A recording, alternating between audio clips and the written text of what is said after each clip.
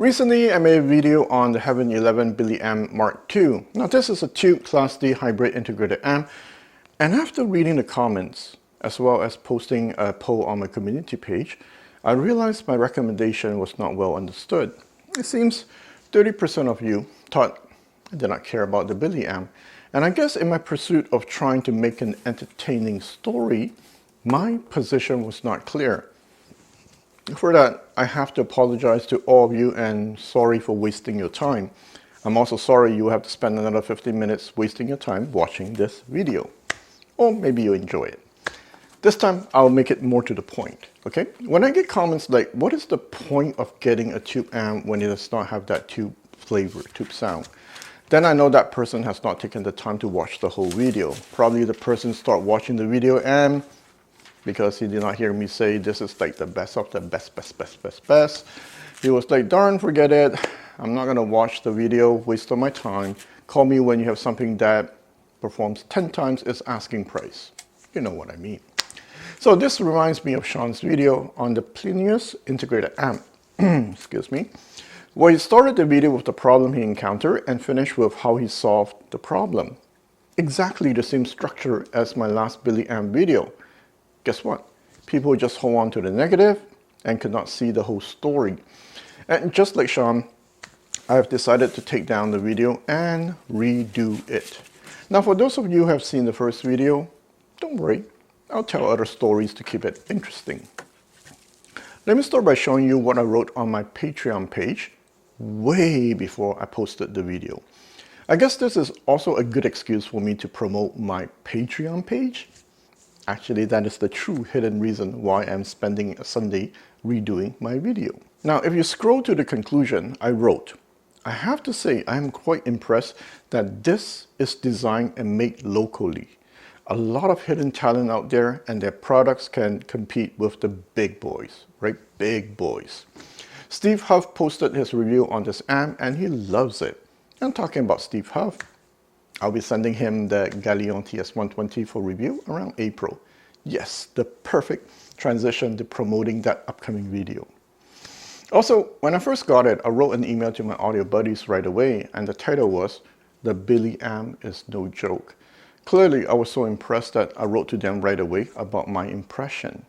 Now that I've set the stage correctly, okay, although I was impressed with the Billie amp, I also understood it is not for everyone. After all, we are talking about tubes and Class D. Some people, when they hear Class D, they run to the hills. I would say, wait a minute. As long as you understand what you're getting, Class D and tubes are magnificent. I've been using this combo, tube preamp and Class D power amp, for a long time. My audio buddy, Mr. Vintage, if I show you a video of his current setup, he is using a tube preamp and Class D power amp. My friend Mr. Kanta also sometimes uses a tube preamp and Class D power amp. Finally, my other audio buddy who has a $300,000 system uses a tube preamp and Class D monoblocks in his system. You see the pattern here? Tubes plus Class D has a synergy that's worthy of your attention. The Billie amp capitalizes on this amazing synergy of tubes and Class D. So today, let us talk about the Heaven 11 Billie amp Mark II.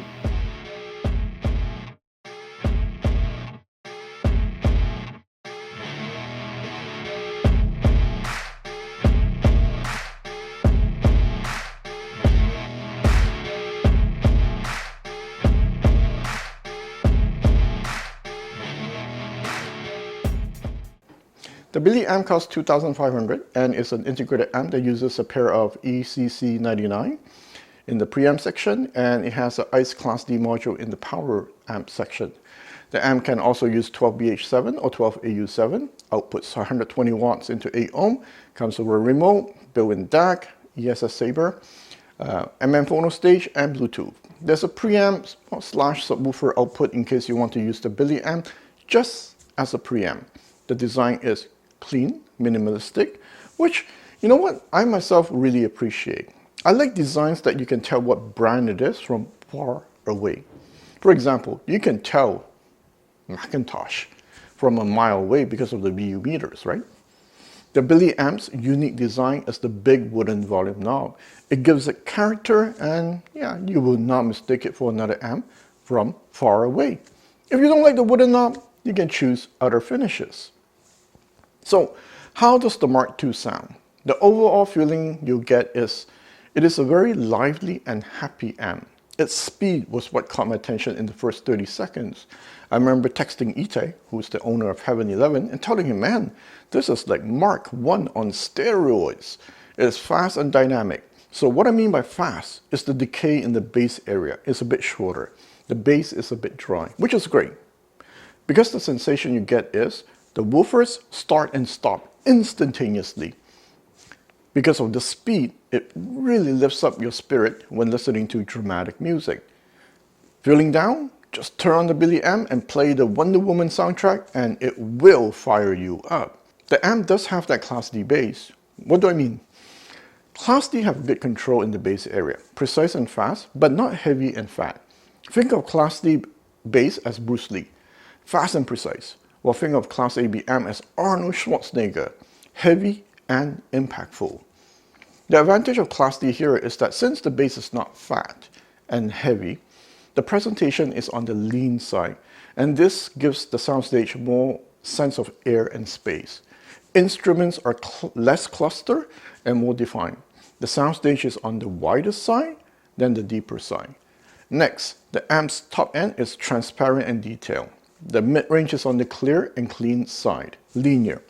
It has just enough body that it does not have that typical Class D coolness.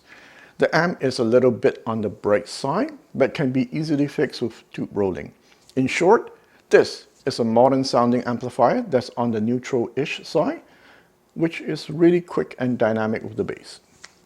So let's start with the negatives. In my last video, I talked about getting 2 units, right? The first unit did not have air and was a bit bright.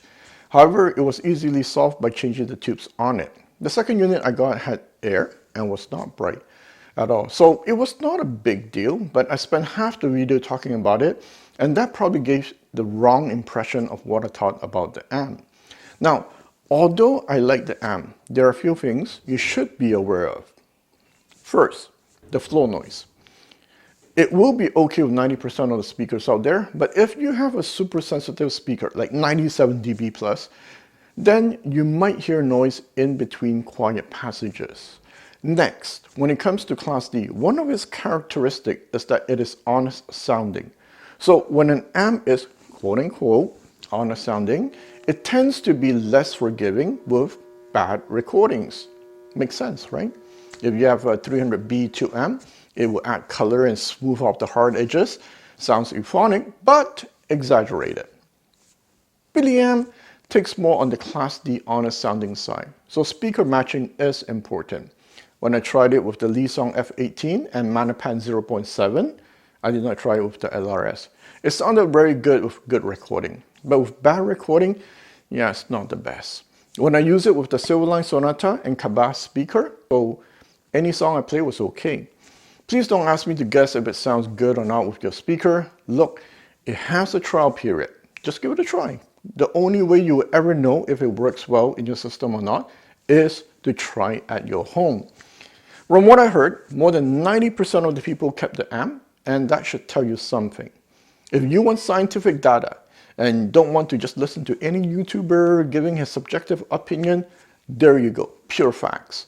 Next, at extreme volumes and with speakers that are hard to drive, I noticed the bass does not keep up with the mid-range. Not a deal breaker unless you have very hard to drive speakers or you listen only at concert level volume. Finally, the last thing you should be aware of is expectations. Out of 5 of us, 1 of us did not recommend it because the Billie amp was not what he expected. My audio buddy, Mr. Quad, was expecting a musical, warm-sounding amp with a lush and extra buttery smooth mid-range. What he heard was a lively, transparent, neutral-ish, linear, and fast-sounding amp. Also, he did not hear the Billie amp after I changed the tubes, so he did not get to hear the amp in all its glory. The key here is expectation.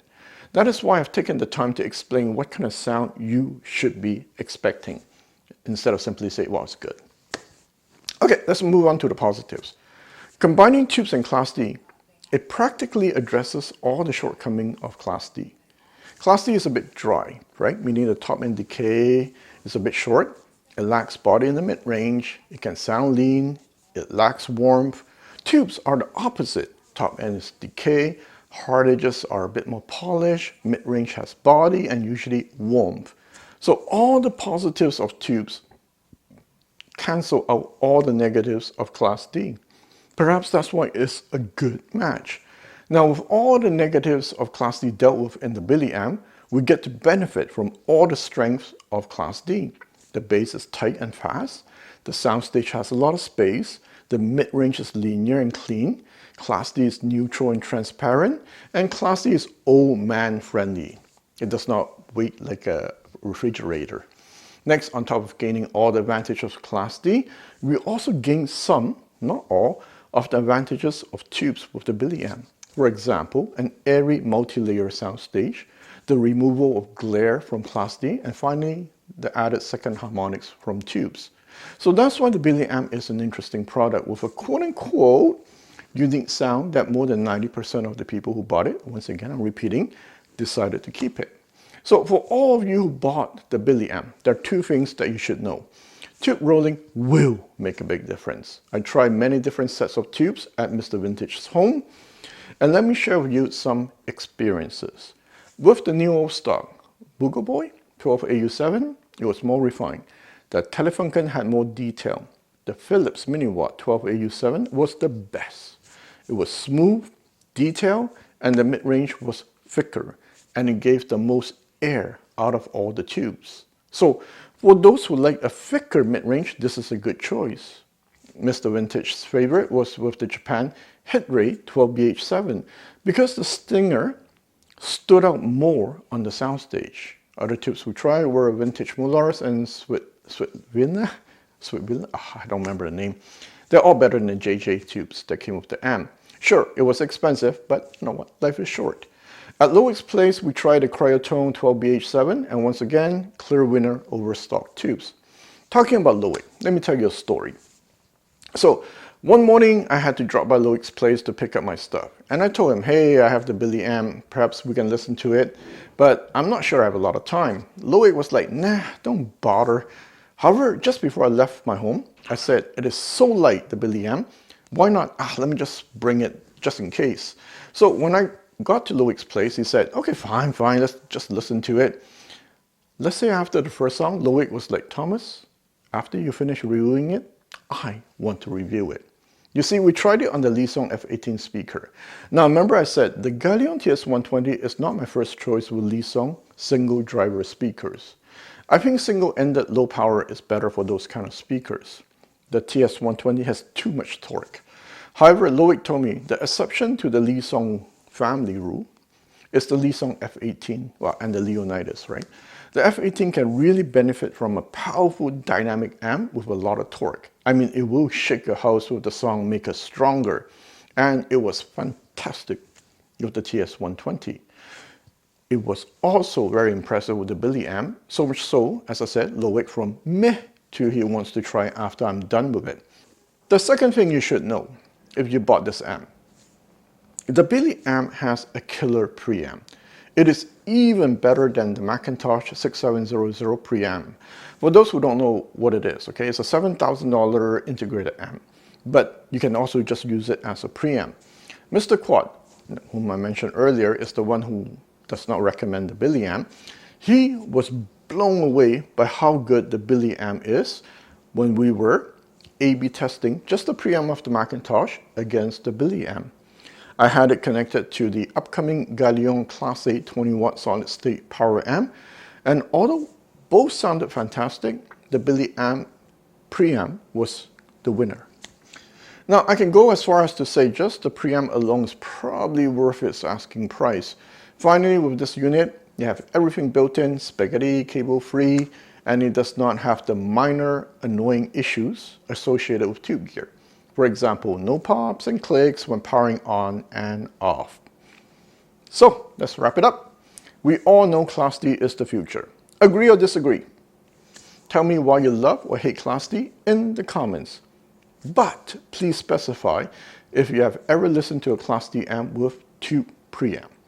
Look, I know Class D still has its cons, okay? And just like world hunger, it will take some time to solve the problem. For now, using it with tubes works. The whole point of upgrading and buying new gear is to try something different and hopefully find something that is better, right? That's the point of trying something new, or at least different. If you have never tried Class D with tubes, then I can say your audio journey is not complete yet. A bit like until you have tried Manapan or have tried a subwoofer in your system, your journey is not complete. Of course, just like food, your taste will be the final judge of what is good or not. Now, I will finish the video by saying this is proudly designed and built in Canada. As long as your expectations are clear and you're not the type to nitpick every little thing. For example, Mr. Vintage said, "Hey man, Thomas, have you noticed the shape of the mouth of the singer is a bit on the wide side?" Yeah, as long as you're not crazy like that and simply want to enjoy the music, Mr. Vintage, Mr. Kanta, Loic, and I recommend you give the Billie amp a try. Till next time.